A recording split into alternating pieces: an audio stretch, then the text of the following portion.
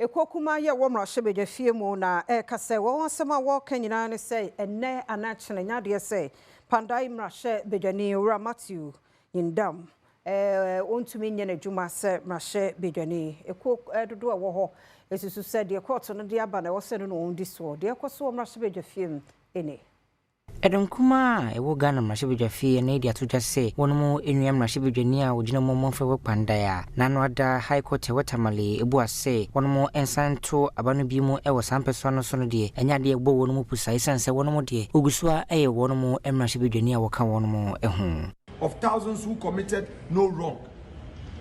This order is not merely disproportionate, it is an assault on the sovereignty of the people of Kpandai.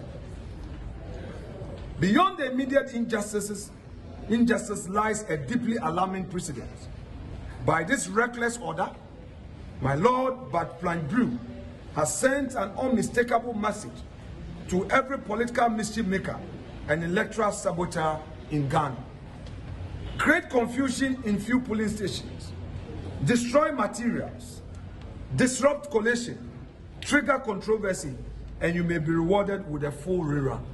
Ehona Adom kuma no ba no deni Alexander Fenyoma kene san to just say eni enya da wo metena wa yenhwehan ama wormafa ekwamone so ede ba beyi wonu mrahye bedwani no ede free mrahye bedwafi ho no of being repetitive.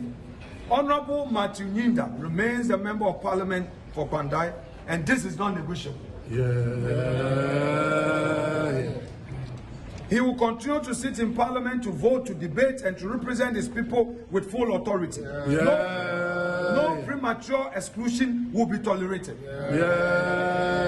We will lawfully and vigorously resist any attempt to remove him before appellate process is properly concluded.